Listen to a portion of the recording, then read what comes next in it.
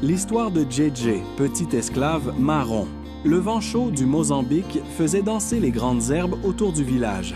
Le soleil descendait lentement derrière les baobabs, colorant le ciel d'or et de rouge. Les femmes préparaient pas le repas du soir pendant que les hommes revenaient de la pêche et des champs. JJ courait pieds nus près de la rivière avec son grand frère Nati. À 12 ans, JJ était encore un enfant plein de curiosité. Son rire résonnait dans l'air comme le chant des oiseaux. Nati, âgé de 14 ans, était plus calme et protecteur. Il veillait toujours sur son petit frère. « Tu cours trop lentement », lança Nati en riant. JJ attrapa une poignée d'eau et la jeta sur lui. « Alors attrape-moi !» Les deux garçons éclatèrent de rire avant de tomber dans l'herbe humide.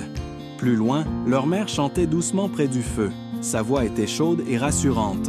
Leur père réparait un filet de pêche avec patience. Ce soir-là, le village semblait hors du temps. La mère de JJ l'appela. « Viens manger, mon fils. » Le garçon s'installa près du feu pendant que les anciens racontaient des histoires. Ils parlaient des ancêtres, des esprits de la forêt et des guerriers qui protégèrent leur peuple.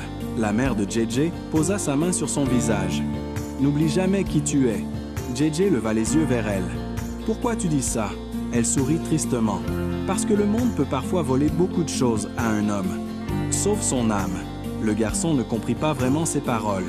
Puis soudain, un bruit déchira la nuit. Un cri, puis un autre. Des flammes apparurent au loin. Le rire du village fut remplacé par la panique. Des hommes armés surgirent dans les rues en hurlant. Certains parlaient en français, d'autres une langue inconnue. Ils portèrent des fusils et des torches. La fumée envahit l'air. Des enfants pleuraient. Des femmes criaient. Des coups de feu éclataient partout. « Courez !» hurla le père de JJ. Nati attrapa son petit frère par le bras, mais des hommes les encerclèrent rapidement. JJ vit sa mère tomber à genoux en pleurant. « JJ, Nati !» Le garçon tendit la main vers elle, puis quelque chose frappa sa tête. Le noir. L'histoire de JJ, petit esclave marron. Le vent chaud du Mozambique faisait danser les grandes herbes autour du village. Le soleil descendait lentement derrière les baobabs, colorant le ciel d'or et de rouge. Les femmes préparaient pas le repas du soir pendant que les hommes revenaient de la pêche et des champs. JJ courait pieds nus près de la rivière avec son grand frère Nati. À 12 ans, JJ était encore un enfant plein de curiosité. Son rire résonnait dans l'air comme le chant des oiseaux. Nati, âgé de 14 ans, était plus calme et protecteur. Il veillait toujours sur son petit frère. « Tu cours trop lentement », lança Nati en riant. JJ attrapa une poignée d'eau et la jeta sur lui. « Alors attrape-moi !» Les deux garçons éclatèrent de rire avant de tomber dans l'herbe humide. Plus loin, leur mère chantait doucement près du feu. Sa voix était chaude et rassurante. Leur père réparait un filet de pêche avec patience. Ce soir-là, le village semblait hors du temps. La mère de JJ l'appela. « Viens manger, mon fils. » Le garçon s'installa près du feu pendant que les anciens racontaient des histoires. Ils parlaient des ancêtres, des esprits de la forêt et des guerriers qui protégèrent leur peuple. La mère de JJ posa sa main sur son visage. « N'oublie jamais qui tu es. » JJ leva les yeux vers elle. « Pourquoi tu dis ça? » Elle sourit tristement. « Parce que le monde peut parfois voler beaucoup de choses à un homme, sauf son âme. » Le garçon ne comprit pas vraiment ses paroles. Puis soudain, un bruit déchira la nuit. Un cri, puis un autre. Des flammes apparurent au loin.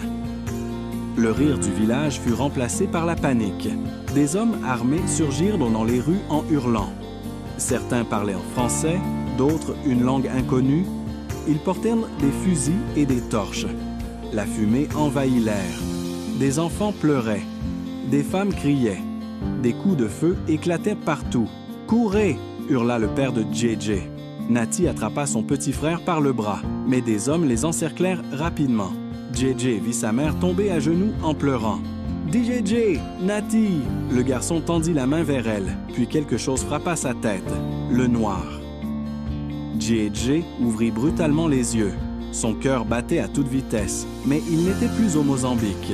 Il était allongé dans l'obscurité humide d'un bateau. L'odeur était insupportable. Un mélange de sueur, de sang, de sel et de maladie.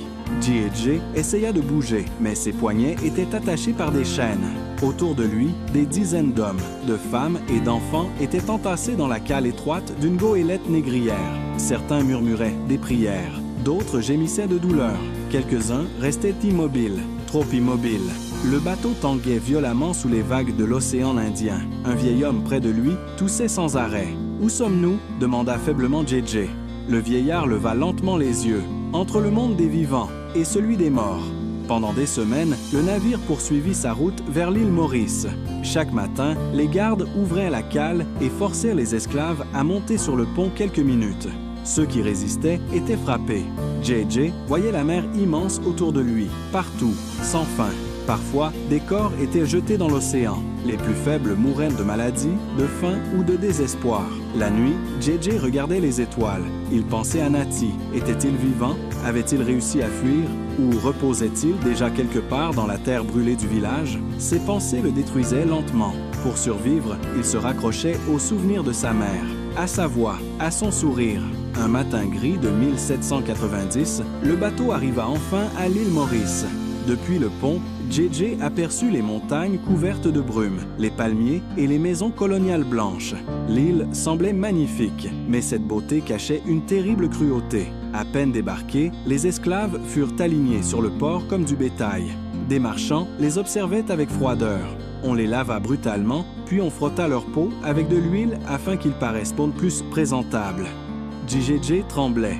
Un homme lui ouvrit brutalement la bouche pour regarder ses dents. Un autre toucha ses bras. Il est maigre, mais jeune. Il deviendra solide.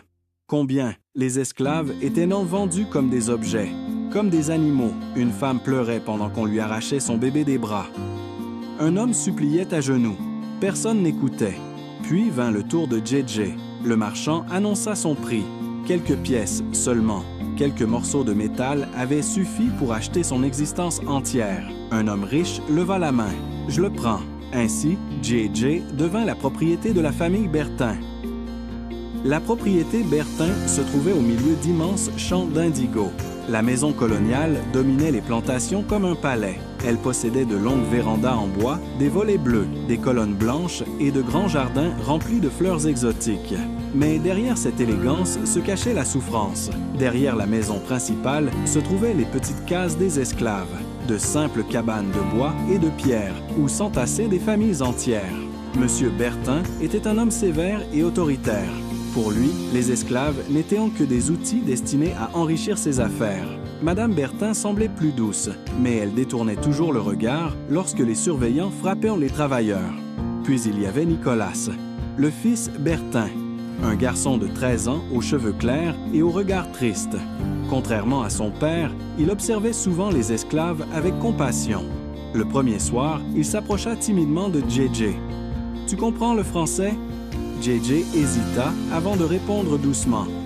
Un peu, Nicolas lui tendit un morceau de pain. « Tiens. » JJ le regarda avec méfiance. Depuis sa capture, aucun blanc ne lui avait montré de gentillesse, mais Nicolas sourit simplement. Ce soir-là, pour la première fois depuis longtemps, JJ sentit une petite lumière renaître dans son cœur. Les mois passèrent. JJ travaillait chaque jour dans les plantations d'indigo. Le soleil brûlait sa peau. Ses mains saignaient souvent à force de porter de lourdes charges. Les esclaves vivaient dans une peur constante. Un homme accusé d'avoir volé un morceau de nourriture fut attaché à un poteau et fouetté devant tout le monde. JJ entendait les cris jusque dans son sommeil. Certains esclaves portèrent des marques de brûlure au fer rouge. D'autres disparaissaient après avoir tenté de fuir. Malgré cela, l'espoir existait encore. La nuit, dans les cases, les anciens racontaient des histoires à voix basse. Ils parlaient des marrons, des esclaves fugitifs cachés dans les montagnes, des hommes et des femmes libres. Un vieux murmura un soir, « Là-haut, aux mornes, ils résistent encore. » JJ sentit alors quelque chose changer en lui. Pour la première fois, il imagina la liberté. Un jour, alors qu'il transportait des sacs près d'une ravine, JJ aperçut deux silhouettes cachées dans les arbres. Une femme et un homme. La femme avait un regard dur comme la pierre. L'homme portait une longue cicatrice sur le visage. « N'aie pas peur, » dit la femme. Elle s'appelait Belaka. L'homme se nommait Rock. Ils étaient des chefs marrons. Belaka s'approcha de JJ. « Tu es encore un enfant, mais tes yeux ont déjà vu trop de souffrance. » JJ baissa la tête. Je veux être libre. Belaka posa sa main sur son épaule. Alors un jour, tu devras courir. Quelques semaines plus tard, Belaka revint discrètement près des cases des esclaves. La pluie tombait violemment cette nuit-là. « Nous partons avant l'aube, » murmura-t-elle. JJ tremblait. Puis Belaka ajouta « Ton frère est vivant. Le monde sembla s'arrêter. »« Nati? Oui, il est avec nous. » Nicolas découvrit leur plan. Il aurait pu les dénoncer. Mais cette nuit-là, il leur donna du pain, de l'eau et une vieille carte des montagnes. « Partez vite, » dit-il. « Mon père vous fera tuer s'il vous retrouve. » JJ le regarda longtemps. « Pourquoi tu nous aides ?» Nicolas répondit d'une voix brisée. « Parce qu'aucun homme ne devrait vivre enchaîné. » La fuite fut terrible. Pendant des jours, les marrons traversèrent les forêts épaisses, les ravines profondes et les montagnes dangereuses. Les chiens des chasseurs d'esclaves les poursuivaient sans relâche. Ils marchaient sous la pluie, dormaient dans la boue, mangeaient des racines pour survivre. Plusieurs fois, ils échappèrent de peu aux soldats. Puis enfin, au sommet d'un refuge caché, JJ aperçut une silhouette. Nati, plus grand, plus maigre, mais vivant. Les deux frères tombèrent dans les bras l'un de l'autre en pleurant. Pendant plusieurs mois, JJ vécut parmi les marrons du Morne. Là-haut, ils étaient pauvres mais libres. Mais les colons voulaient écraser cette liberté. Un matin, les soldats encerclèrent la montagne. Les coups de feu éclatèrent. Rock se battit jusqu'au bout. Belaka criait aux autres de tenir, mais les marrons reculèrent peu à peu vers la falaise. Derrière eux, le vide. Devant eux, les chaînes. JJ regarda son frère. Nati lui serra la main. Belaka leva les yeux vers le ciel. Mieux vaut mourir libre que vivre esclave. Alors, un à un, ils sautèrent dans le vide. Le vent emporta leurs cris au-dessus de l'océan.